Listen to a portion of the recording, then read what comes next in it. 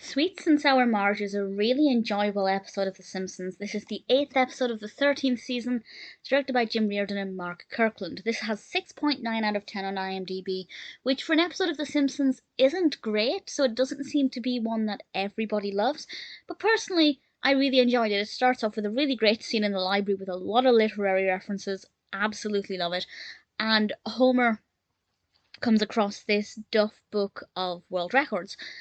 And they decide, Homer decides he wants to set a record, but he realizes that he has to do it as a group effort. And the Simpsons family and the rest of the town of Springfield decide to make a human pyramid. And I love that. It's a really great way to incorporate so many different Simpsons characters in one space at any one time. I haven't done this, but I feel like I've just finished watching the episode, and I feel like once I've done this discussion, I'm going to go back to that scene and pause it, because there are a couple of really good shots of the entire pyramid, and I kind of want to see how many characters I can recognise and name. If you do that, I'd love to know how you get on with it. And one thing leads to another, and I won't say exactly how this comes about, but Marge then ends up trying to campaign to ban sugar. Which may sound unconnected, but the narrative actually develops really well and it flows into the main narrative really nicely. And she tries to ban sugar, and we see the effects of what it's like when people don't have sugar. And obviously I won't say the outcome of that, but I really enjoyed it. It was very thought-provoking. It definitely made me think what would happen if the world just banned sugar.